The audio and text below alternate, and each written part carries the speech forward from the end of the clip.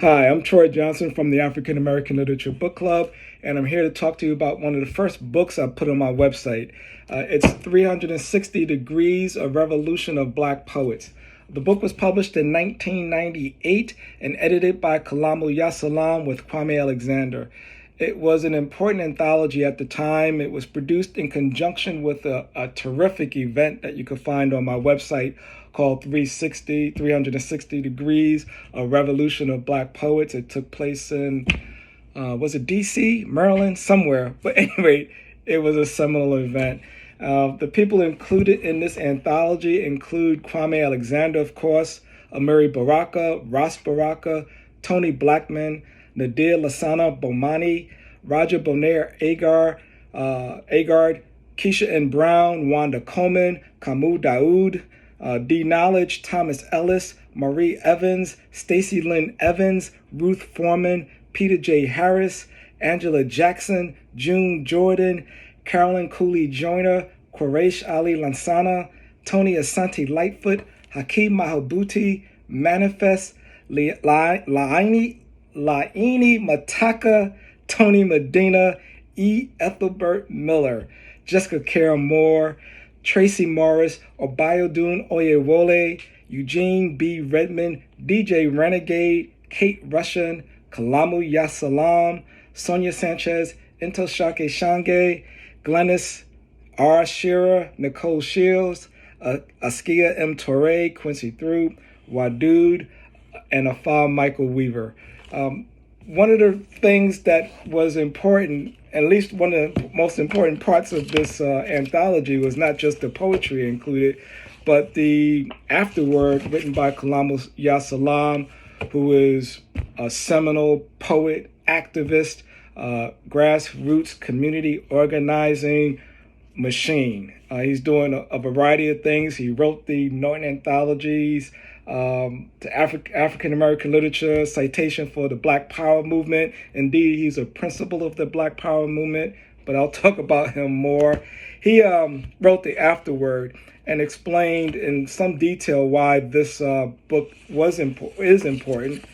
And part of the reason, and I'm going to read straight from the book, it says, even though it would be safe to wager that a good number of these poets or writers you've never heard of or read before, their unfamiliarity is not simply because they are so-called young and emerging.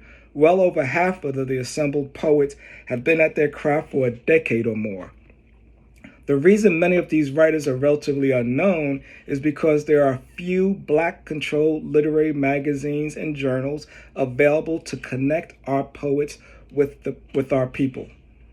Back in the day, in the late 60s and early 70s, we had Negro Digest, Black World, the Journal of Black Poetry, Black Dialogue, Black Books Bulletin, Black Scholar, Soul Book, and dozens of regional literary publications. None of them were housed on predominantly white colleges and campuses.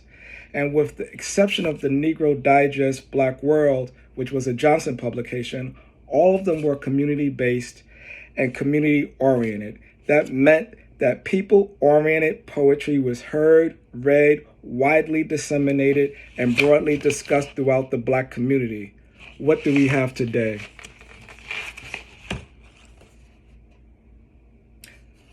What do we have today? I'll leave it at that. That's a question that was asked over 20 years ago, and it's a question that we continue to ask. One of the things that we can talk about is some of the work that is still being produced. Kalamu's got a relatively new poetry anthology. This is, well, actually, it's really an overview of 50 years of poetry that he's written, and it's worth checking out. He is based in New Orleans, and he is still working with the community, helping young minds to create poetry, really to help tell our story, which is the main thing that he always worked at, ensuring that we had agency and controlled the dissemination of our own stories. Because if we don't, and we allow other people to do it, we're going to be at best underserved and at worst eliminated. So this is really an important book, and man, whose work you should check out, Cosmic Deputy. I think that's it. I went a few seconds over my 5-minute time limit, really trying to keep it down to 3. I'm going to talk about Kwame Alexander in an upcoming post. Please feel free to share this with others. Post your comments. Let me know what you think. I'm still really on an experimental journey with this TikTok stuff. All right. Talk to you later.